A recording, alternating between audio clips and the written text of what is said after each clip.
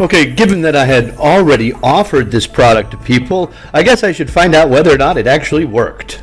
Okay, so this is going to be an example of a self-correction type exercise that a teacher can do with any student, and it involves trying to fix your own mistakes instead of having them fixed for you. First, because it's IELTS, I wouldn't normally do this, but I'm experimenting myself. I'm trying to find a good code, okay? Of course, the importance of the band descriptors cannot be understated. It is very important. And so I tried to come up with a code for that type of scoring system. All right, purple, task response. And hopefully you are familiar with the band descriptors. If you're not, I'm going to put a link on at the bottom of the video. Okay, so does this help to answer the question that is asked? Okay, you have to answer the question. Relevant. Two other things that you shouldn't do in task response is overgeneralize. That'll keep you from an 8, but or drawing conclusions without support. That's where is that? Is it 6 or 7? But anyway, two bad things to do. Gray is coherence and cohesion. My cat again. Is it an appropriate connector? Are your paragraphs make sense? Okay, are you outside of paragraphs? Yellow. We'll see a lot of that here. And then green, grammar, tenses. Oh, someone's at my door. Okay, hang on one second. My cat's got my neighbors working for him. It was someone knocking at my door because the cat was meowing at my door. I open my yes. Points at the cat. Okay, so our friend, call him Anand, wrote today a piece on this question. Okay, let's analyze it first. Here is the statement. More and more tourists are visiting places. Tourists, right? Okay, where conditions are difficult. Meaning they're not comfortable, they're not your regular type of touristy comfort thing that most, well, again, the IELTS is somewhat Western biased, but it's not your traditional resort, such as the Sahara Desert or the Antarctic. How'd this question mark get in here? Shouldn't be a question mark there. Okay, so what are the benefits and disadvantages for tourists who visit such places? This is key. This is who we're talking about. I'm going to mention this. Who are we talking about quite a lot? Let's dive into the answer. Okay, remember, task response, coherence, cohesion, lexical, and grammar. Okay. Answer. Okay, we have the topic, introducing the topic, which I don't see is anything of importance except for an opportunity to make mistakes. Doesn't add anything to the essay, and we have some mistakes here. Across globe.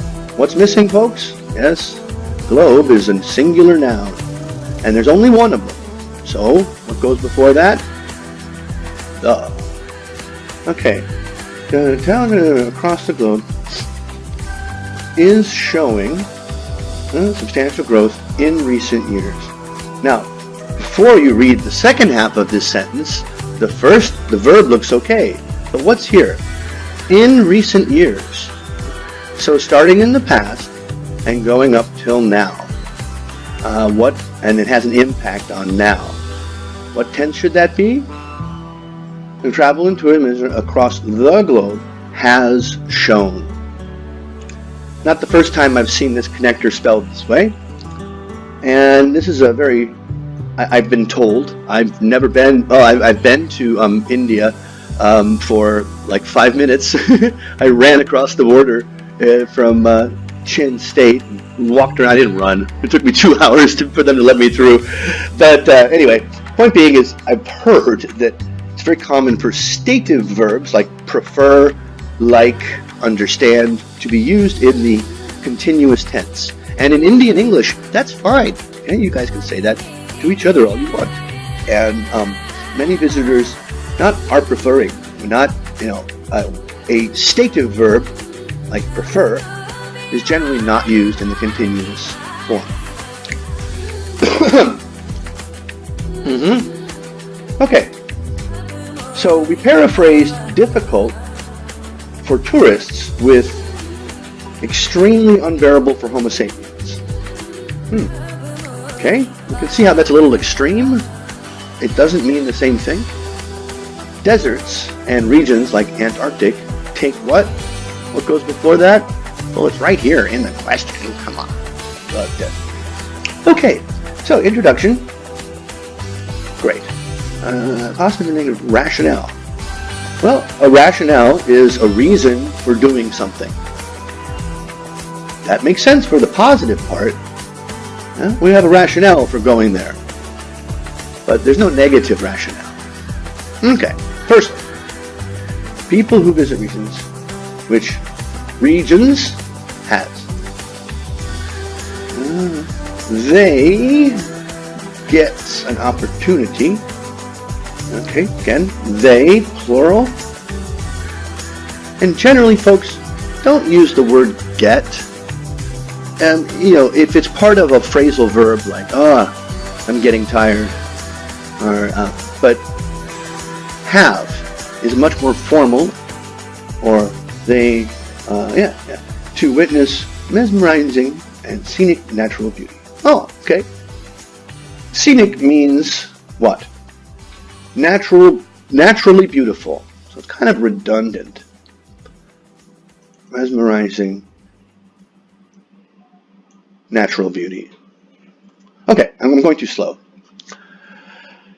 Okay, give, these destinations give. Destinations give. Okay, so now that's 3 times that we've made the mistake of subject-verb agreement. And if you do that 3 times, they say that you don't know that rule, and that will hurt your grammar. I don't know how much it'll hurt it, but it wouldn't impress me. Okay. It is not possible to witness such beauty in urban areas. Why not? Because they don't have mesmerizing natural beauty.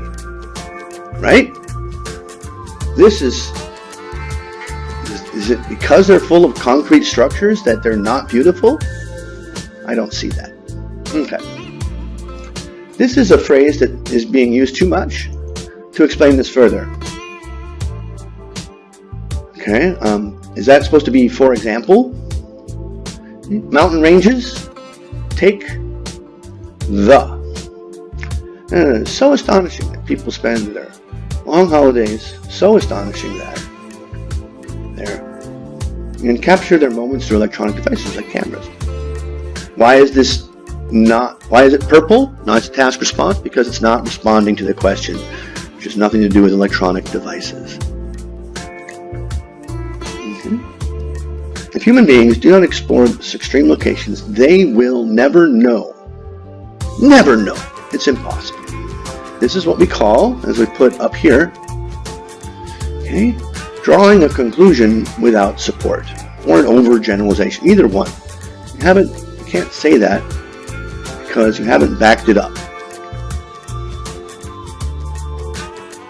Okay, so it is imperative to plan a holiday trip to any of these places, types of places, to unfold the other part.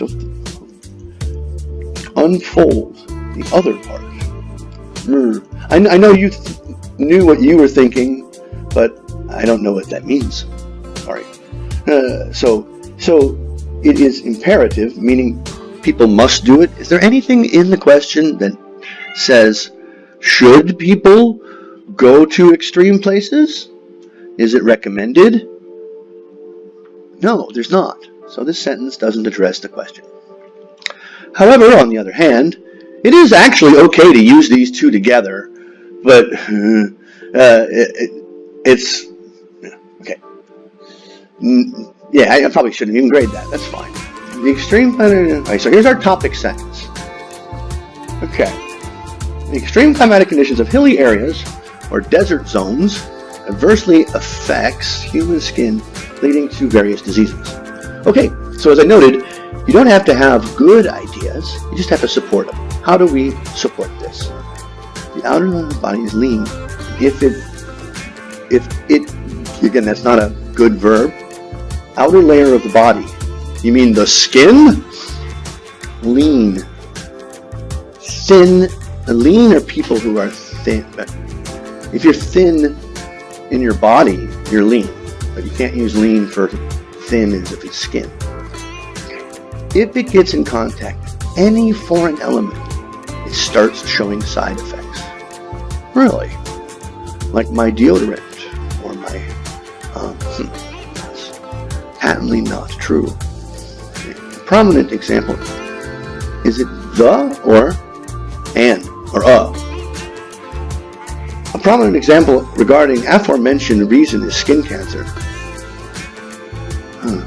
An example of which is skin cancer, which is caused by, there should be one word, and it's not capitalized, presence, sun rays. When the human body is exposed to direct sunlight for prolonged duration, it starts reacting with the melanin present in the epidermis, and this is a crucial drawback to exposure of sun rays. Therefore, if one can decrease the intensity of the direct contact of light, an individual can lower the risk of getting various diseases. Okay, this is good language if you are speaking at a conference of dermatologists. But what does it do to support your position? To conclude, exploring serves the opportunity, unfold natural beauty, repeating yourself. That's it can leads. Okay, so I didn't say any of this to our subject, and I just sent him this. Okay, and said, how are you going to fix this? What do you think? And he came back with a replacement one right away, which we'll look at next.